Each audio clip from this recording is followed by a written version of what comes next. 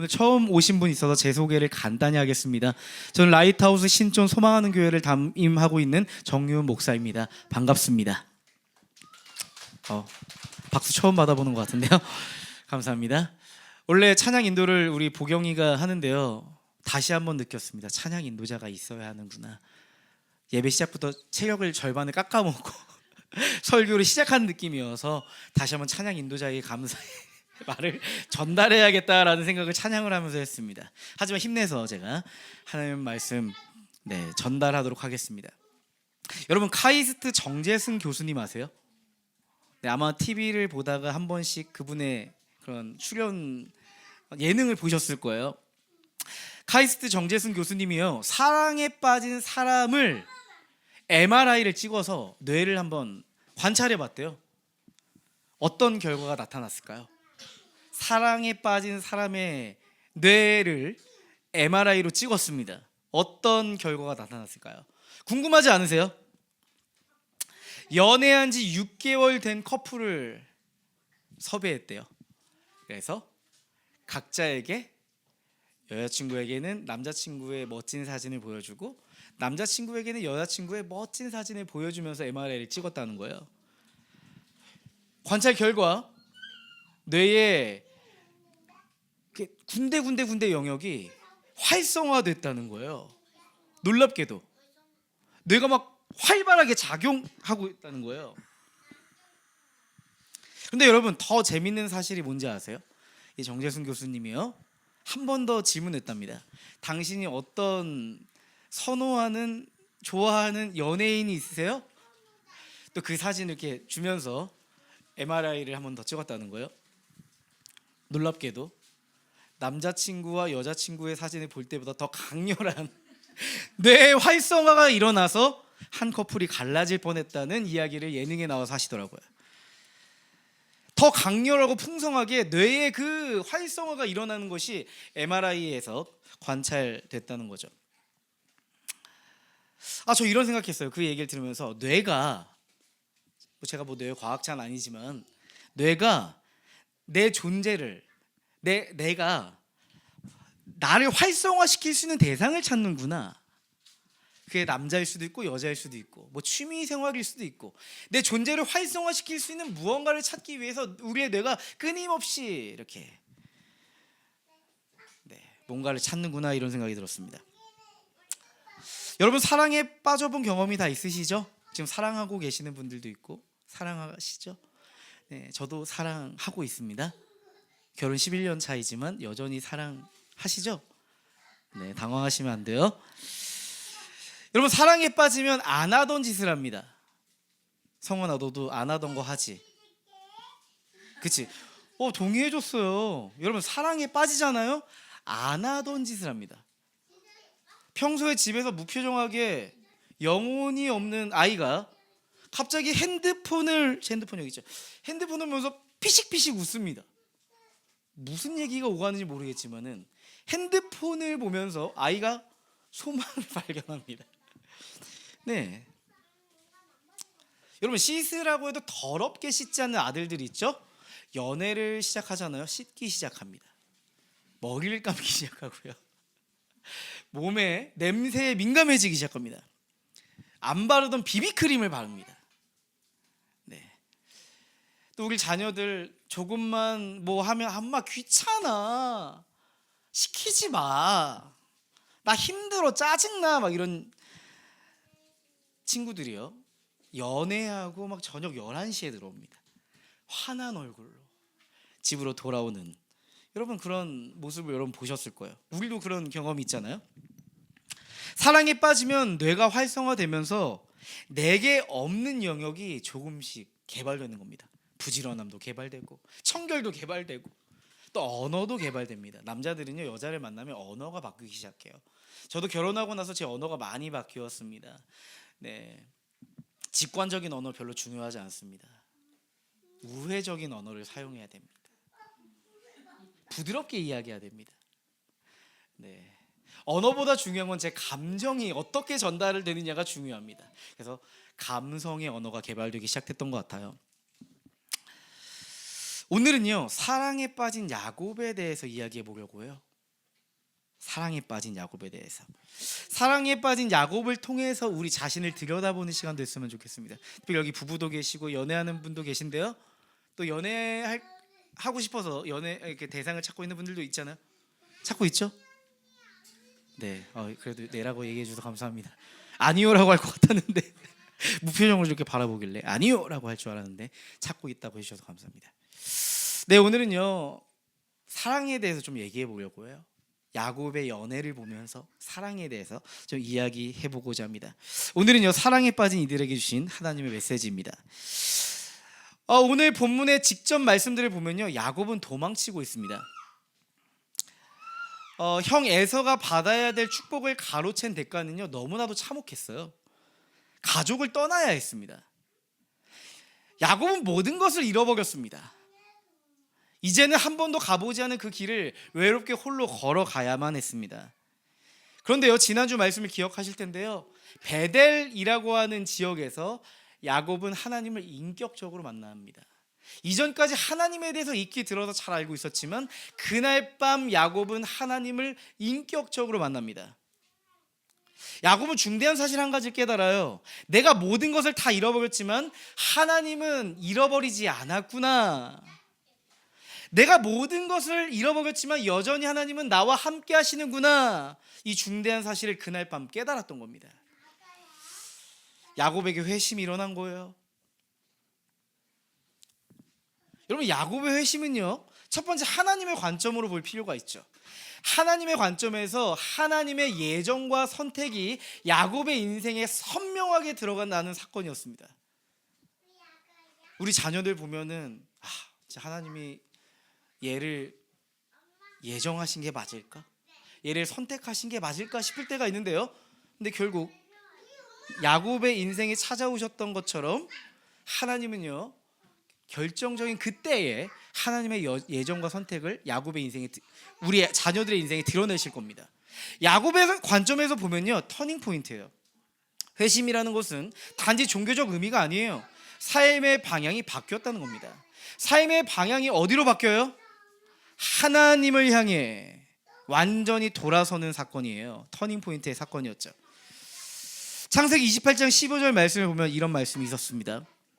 내가 너와 함께 있어서, 우리 다 같이 읽어볼까요? 내가 너와 함께 있어서 네가 어디로 가든지 너를 지켜주며 내가 너를 다시 이 땅으로 데려오겠다. 내가 너에게 약속한 것을 다 이루기까지 내가 너를 떠나지 않겠다.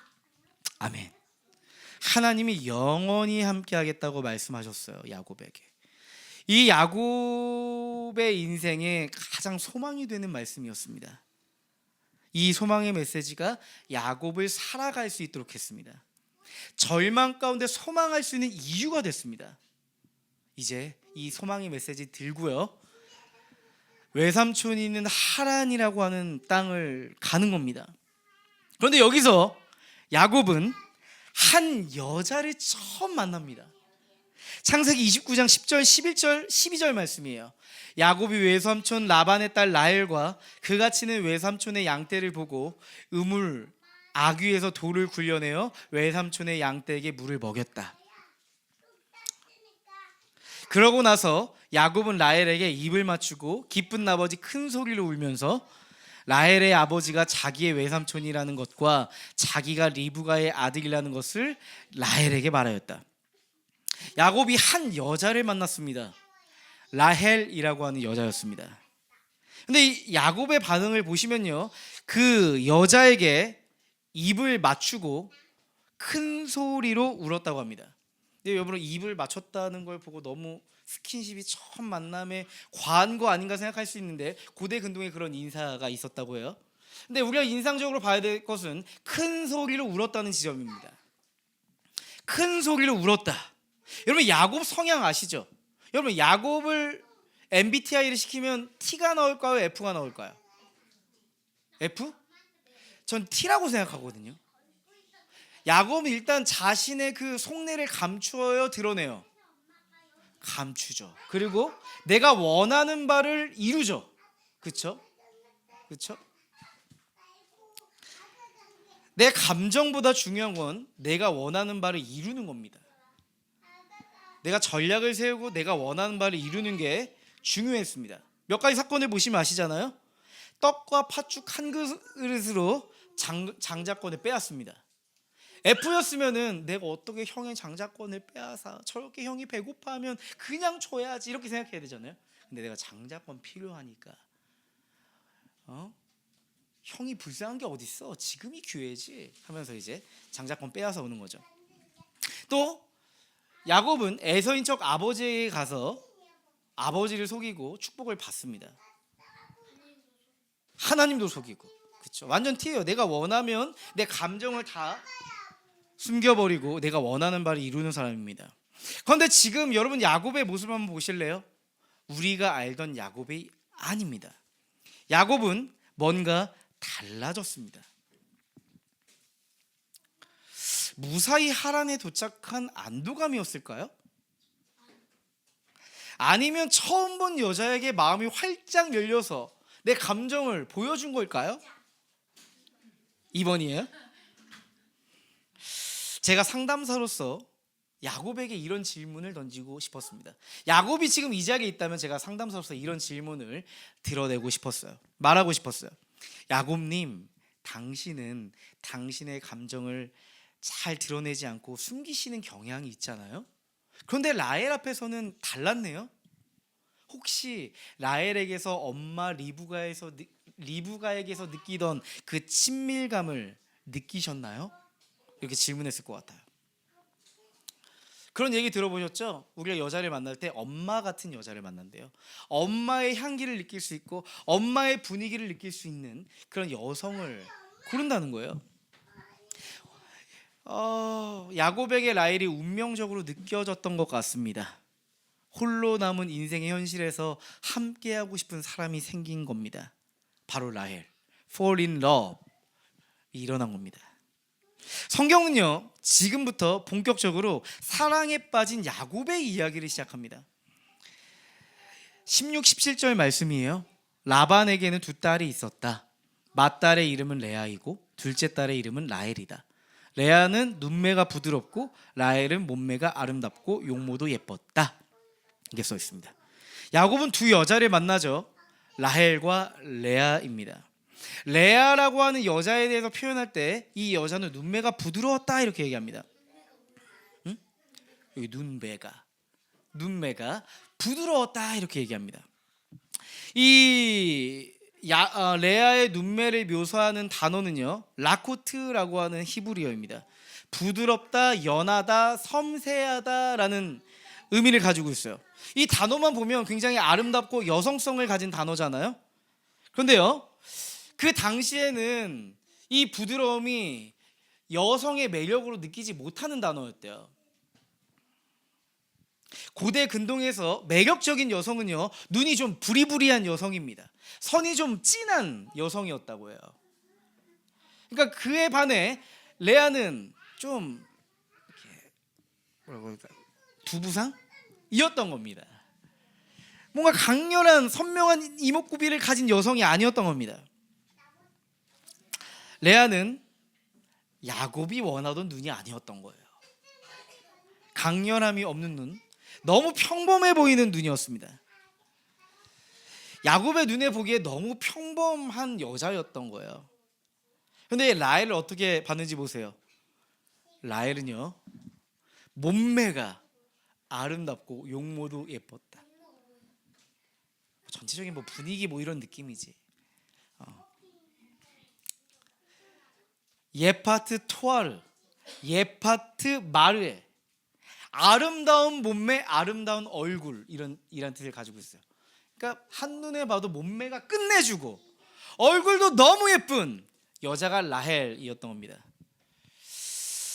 사실 성경에서 이런 예파트라고 하는 단어를 잘 사용하지 않아요. 최상급의 단어거든요. 최상급의 아름다움을 사용할 때 예파트라고 하는 히브리어를 쓰는데요, 지금 성경은 라헬이라는 여자를 표현할 때 예파트라는 최상급의 아름다움의 언어를 사용하고 있습니다.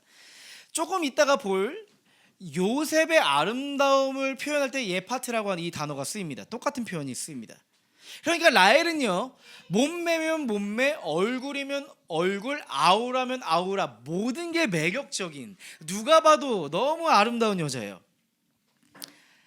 와, 진짜 그 매력에 끌리지 않을 수 없는, 딱 내 스타일이야, 이런 여성이었던 겁니다. 우리 아내를 만났을 때가 떠오르네요. 하얀 피부, 지금은 조금 아이 3명 낳고 피부톤이 좀 바뀌었지만 그때는 피부가 뽀얘서 24살 5살 이때였거든요. 피부가 뽀였습니다.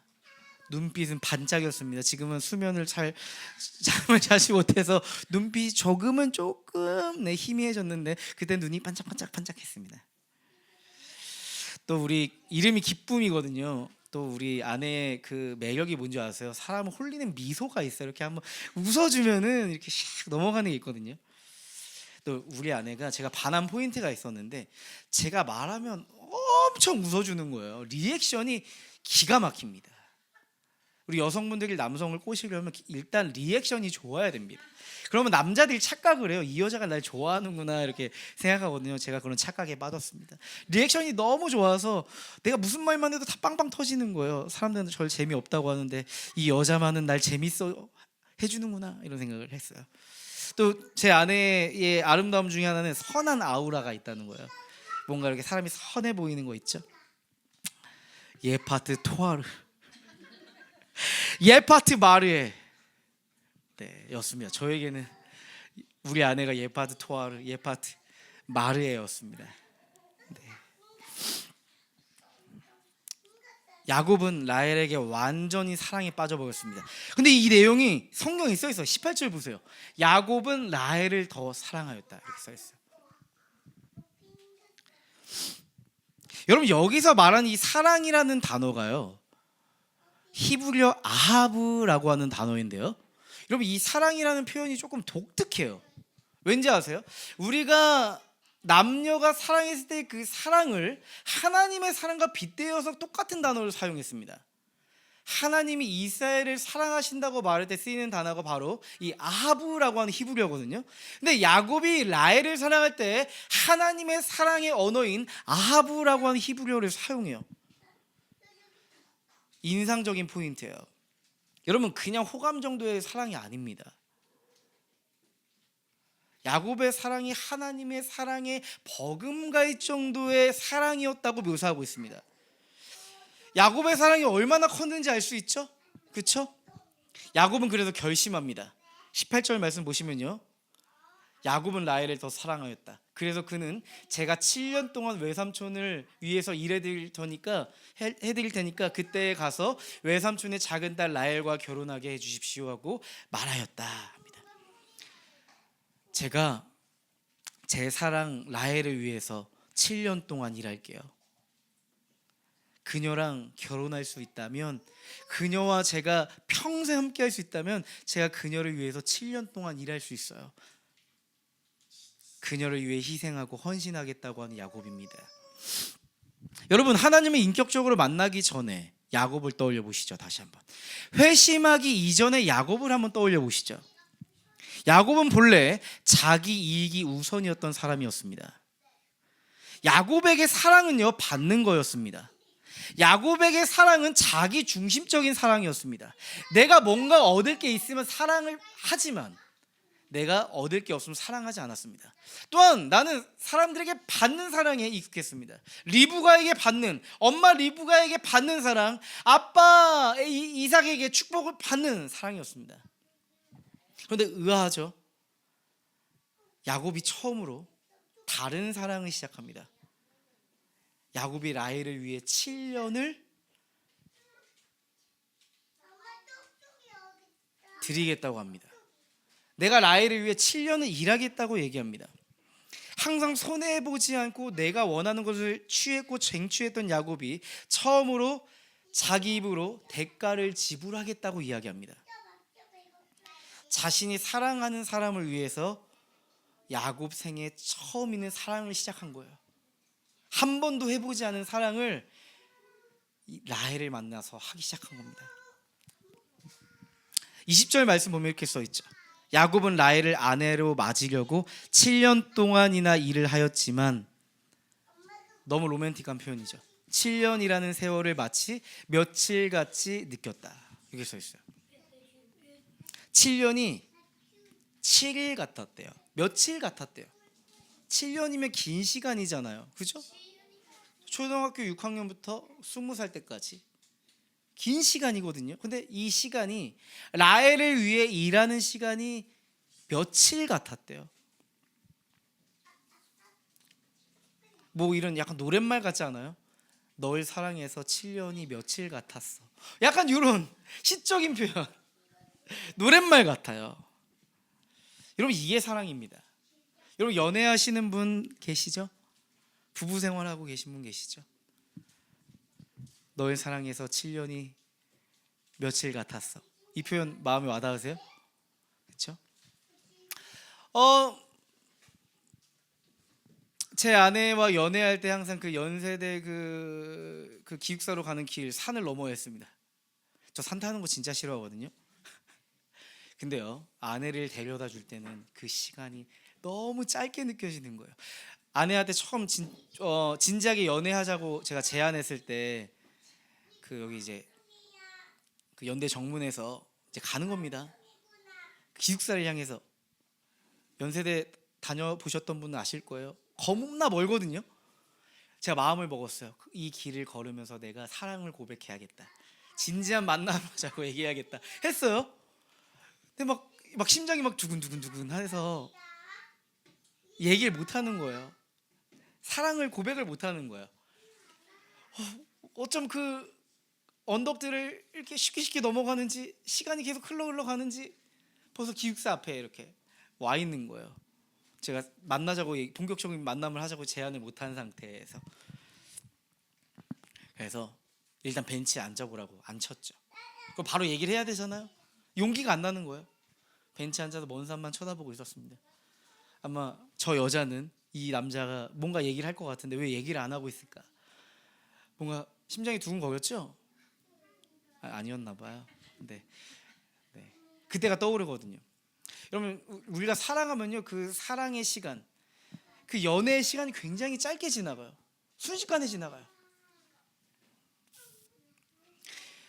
내가 여자친구를 위해서 걷는 그 길, 이렇게 바래다 주는 그 길이요, 굉장히 행복하고요, 짧게 느껴지고 가볍게 느껴집니다.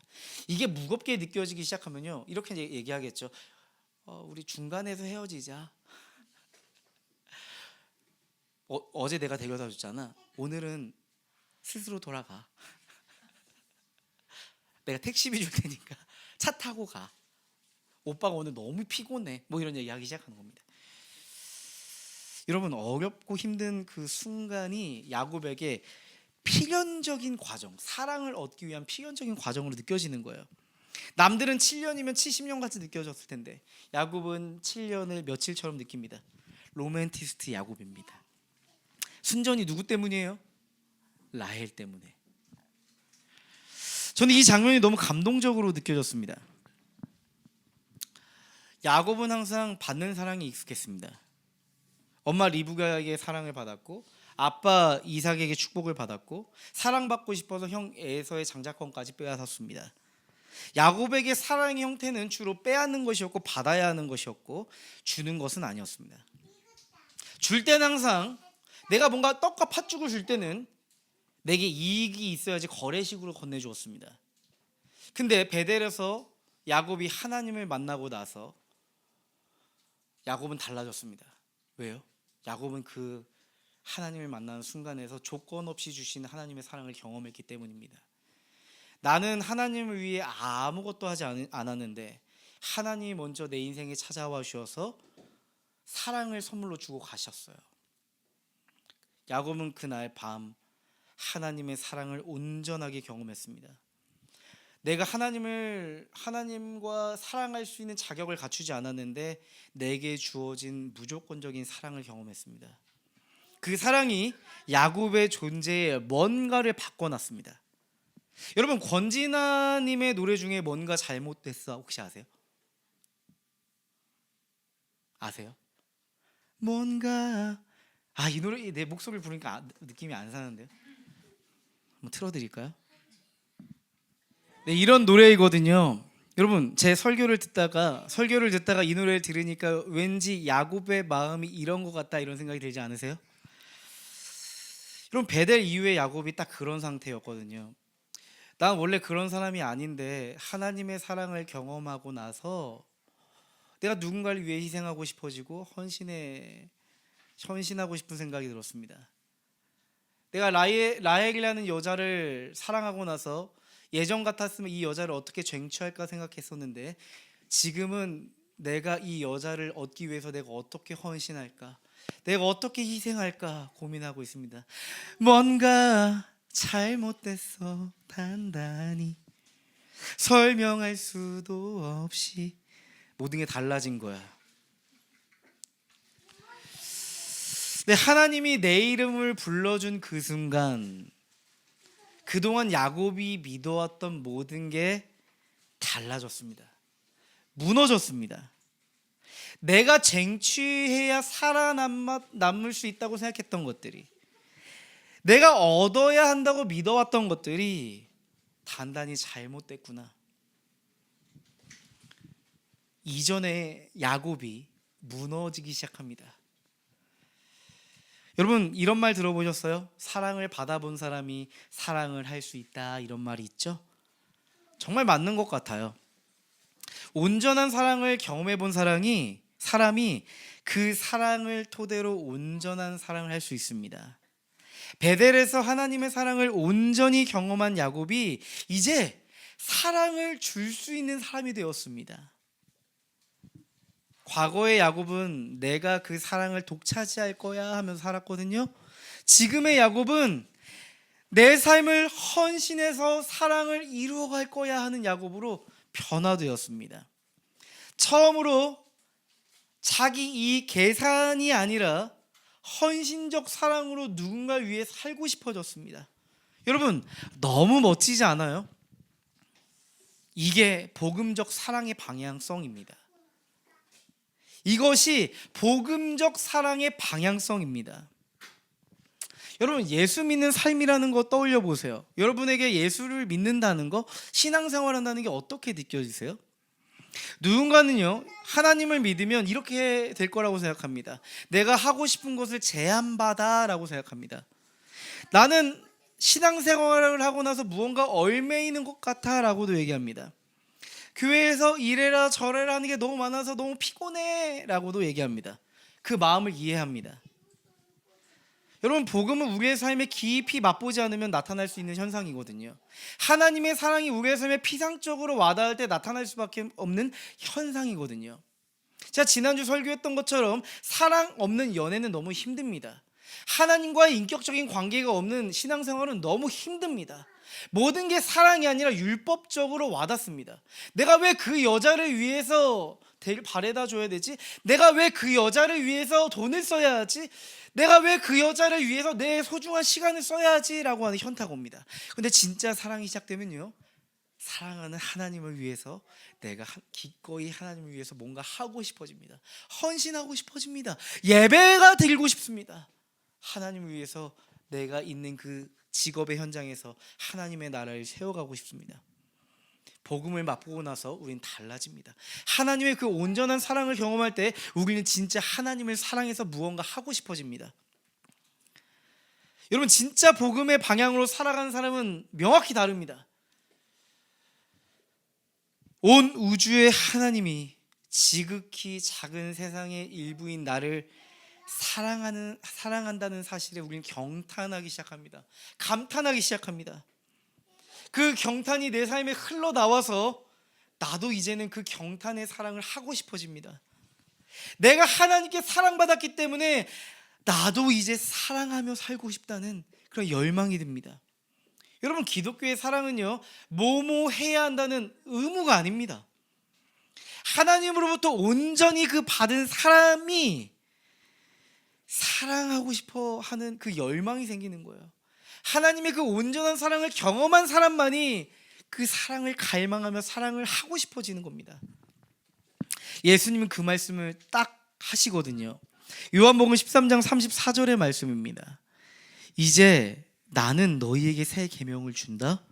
서로 사랑하여라. 내가 너희를 사랑한 것 같이 너희도 서로 사랑하여라 이렇게 말씀하십니다. 예수님은 단지 율법적 명령을 내리신 게 아니에요. 우리는 이 포인트에 집중해야 돼요. 내가 너희를 사랑한 것 같이 너희도 서로 사랑해라.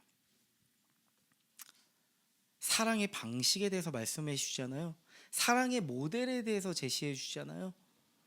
우리 사랑을 배워본 적이 없어요. 학교에서도 그 어디에서도 사랑을 배워보지 못했어요. 우린 경험을 통해서 사랑을 배워요. 부모의 사랑으로부터, 이성과의 사랑으로부터, 친구와의 사랑으로부터 우린 사랑이 무엇인가에 대해서 고민하기 시작하고, 사랑은 이래야만 해라고 생각하고, 혹은 때로는 어그러지고 자기 중심적인 사랑을 경험하면서 사랑이라는 게 나에게 아픔만을 주는 것 같다는 생각을 할 때도 있습니다.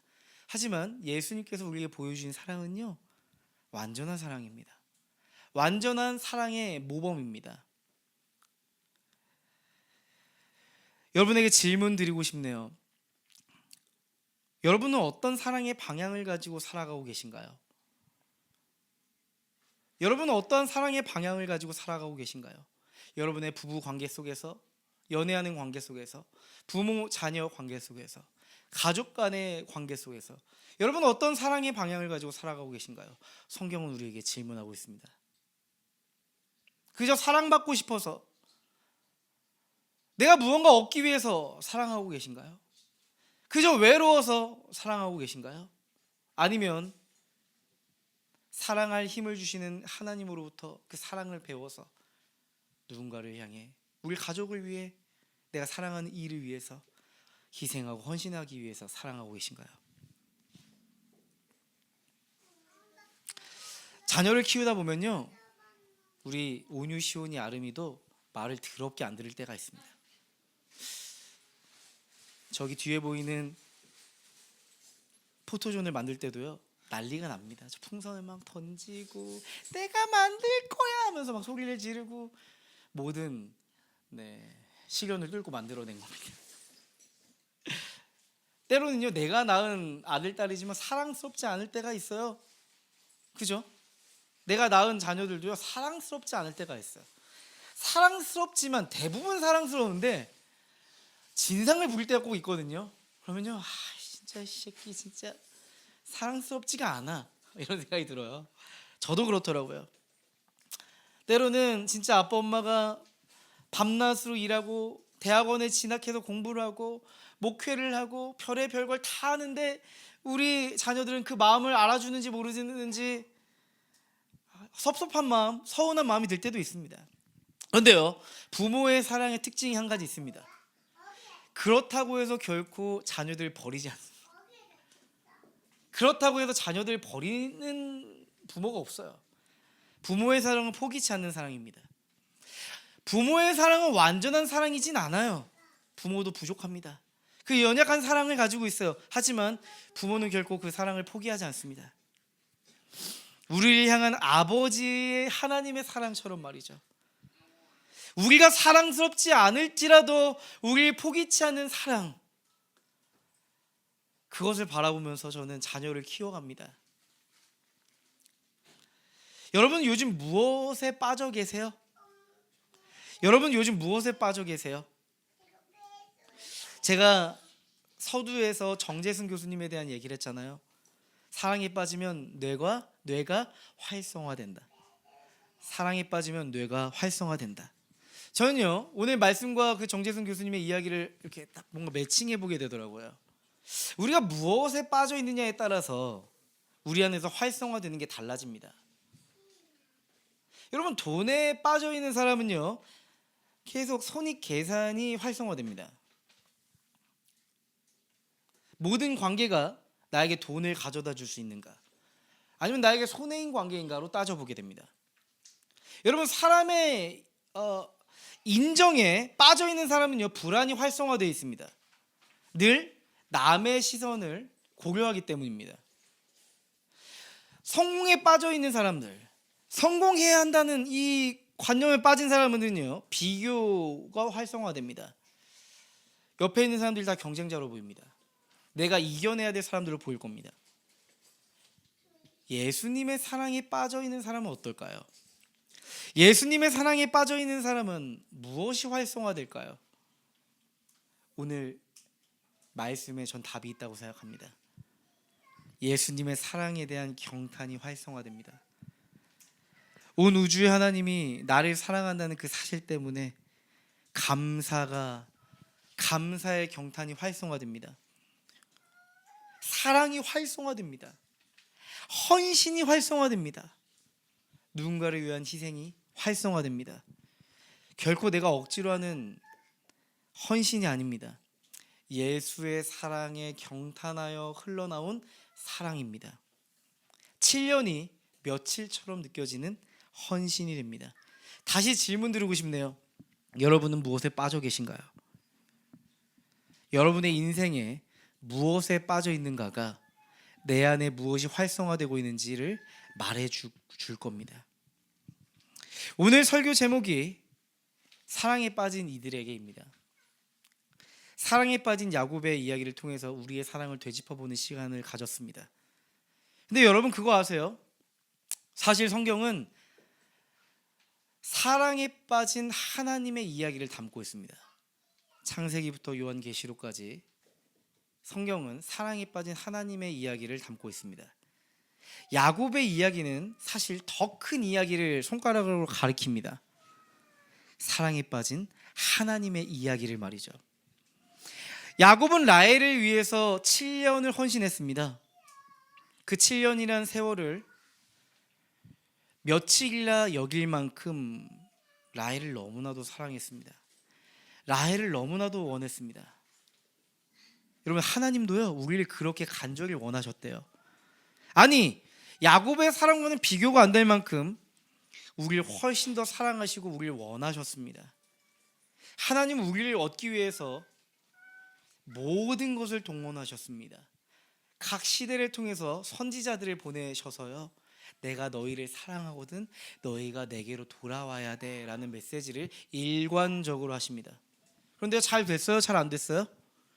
하나님의 사랑의 표현, 하나님의 사랑의 메시지는 다 거절당했습니다.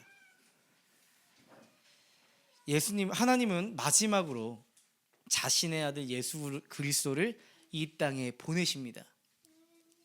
예레미야 31장 3절에 이런 말씀이 있어요. 다 같이 읽어볼까요?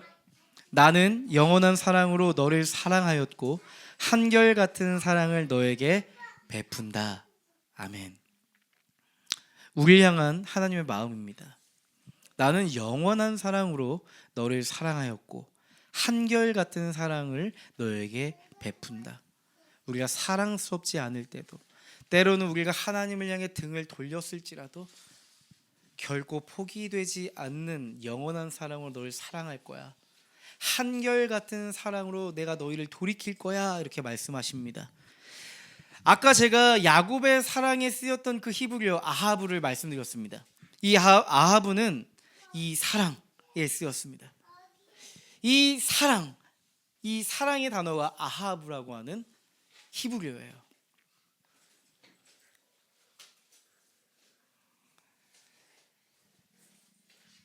이 사랑의 언어는요 그저 말뿐인 사랑이 아니었어요. 여러분 사랑은요 말에 있지 않습니다. 그 말은 곧 행동이 됩니다. 그 사랑은 곧 희생이 되고 헌신이 됩니다. 하나님은 우리를 너무 사랑해서 자신의 생명을 희생하기로 결정하셨습니다. 로마서 5장 8절 말씀입니다. 로마서 5장 8절 말씀입니다. 다 같이 읽어보겠습니다. 그러나 우리가 아직 죄인 되었을 때에 그리스도께서 우리를 위하여 죽으셨습니다. 이리하여 하나님께서는 우리들에 대한 자기의 사랑을 실증하셨습니다. 이렇게 써 있습니다. 하나님이 스스로의 사랑을 증명하기 위해서 하나님은 스스로 우리를 위해 죽기로 결정하셨습니다. 내 사랑이 찐이라는 것을 보여주기 위해서 하나님은 스스로 십자가에서 죽기로 결정하셨습니다. 여기 보시면요 아주 중대한 단어가 써 있죠. 아직 우리가 죄인 되었을 때에 라고 써 있습니다. 우리가 하나님을 위해 사랑받을 만한 그때에, 우리가 의인으로서 살아갈 그때에, 우리가 신앙생활 잘하고 있을 그때가 아니라 우리가 죄인 되었을 때에, 결코 사랑할 수 없을 그 죄의 모습을 가지고 있었을 그때에 주님은 우리에게 사랑을 보여주셨다고 얘기합니다. 놀라운 일이죠. 왜 그러셨을까요? 한번 보여주시겠어요? 야곱이 어떤 희생을 치러서라도 라헬과 결혼해서 하나가 되길 원했잖아요. 하나님은요, 어떤 희생을 치러서라도 우리와 다시 하나 되길 원하셨습니다. 야곱이 라헬에게 했던 그 사랑의 언어로 하나님이 우리를 향해 선언하시는 겁니다. 호세아 2장 19절을 보면요, 하나님과 우리와의 관계를 신랑과 신부로 표현합니다. 약혼을 한 관계로 표현합니다. 이제 결혼을 해야 할 관계로 표현합니다. 그런데요, 신부된 우리가 여전히 다른 것들을 사랑하고 있다고 얘기합니다. 신랑이신 하나님이 아니라 다른 남자를 사랑하고 다른 것들을 사랑하면서 여전히 다른 마음을 품고 있다고 이야기합니다. 그 정도 되면 파혼해야죠. 결혼하지 말아야죠. 이 정도 낌새가 보이면 결혼하면 더 힘들어지기 뻔하잖아요. 근데 하나님의 사랑은요, 다시 값을 지불하고 데려오는 사랑이었습니다. 선지자 호세아가 음란한 여자 고멜을 아내로 맞아들입니다.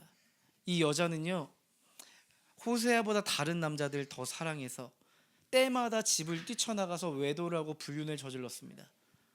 선지자 호세아는 너무 난감했어요. 하나님, 저 그래도 선지자거든요. 제가 음란한 여자와 결혼하는 것이 말이 되나요? 저 차라리 혼자 살게요. 저 여자 그냥 모세 율법으로 심판하고 저 혼자 살게요. 그런 마음이었을 거예요. 근데요, 하나님은 호세아에게 이렇게 말씀하십니다. 호세아야, 값을 주고 너의 아내를 데리고 와라. 값을 주고 음녀가 되어서 팔려버린 그 여자를 다시 데리고 와라. 여러분, 그거 아세요? 호세아의 이름은요, 예수의 이름과 동일합니다. 발음의 차이예요. 여호와는 나의 구원이시다. 그 호세아의 사랑은 하나님의 사랑입니다. 값을 지불하고 여전히 음란한 우리의 삶을 거두어 드리고 여전히 아직 죄인 되었던 우리의 삶을 하나님으로, 하나님의 공동체로 품으시는 그 사랑입니다. 호세아 2장 19절에 이렇게 써 있어요. 주님의 마음입니다. 그때에 내가 너를 영원히 아내로 맞아들이고 너에게 정의와 공평으로 대하고 너에게 변함없는 사랑과 긍휼을 보여주고 너를 아내로 삼겠다. 성경이 야곱의 사랑을 디테일하게 묘사하는 이유가 있습니다. 하나님의 크신 사랑을 보게 하기 위함입니다.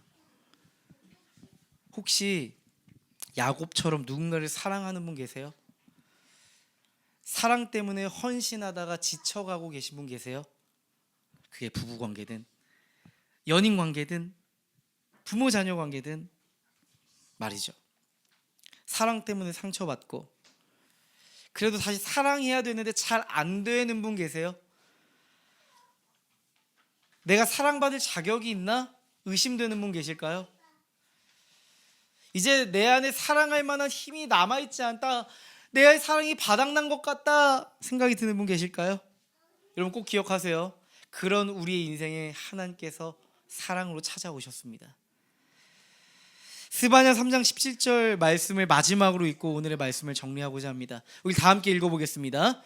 너의 하나님 여호와가 너의 가운데 계시니 그는 구원을 베푸실 전능자이시라. 그가 너로 말미암아 기쁨을 이기지 못하시며 너를 잠잠히 사랑하시며 너로 말미암아 즐거이 부르며 기뻐하시리라 하리라. 아멘. 하나님은 우리를 너무 사랑하셔서 기쁨을 이기지 못한다 말씀하십니다. 내가 너에게 사랑이 빠졌다 말씀하십니다. 내가 너희를 보면 너무 즐겁고 기쁘다 말씀하십니다. 그 사랑이 우리에게 있습니다. 그 사랑이, 하나님의 사랑이 우리의 삶을 붙들고 있습니다. 여러분 꼭 이걸 기억하시면서 매일의 삶을 살아가셨으면 좋겠습니다. 우리 서로 한번 화이팅 한번 할까요? 화이팅!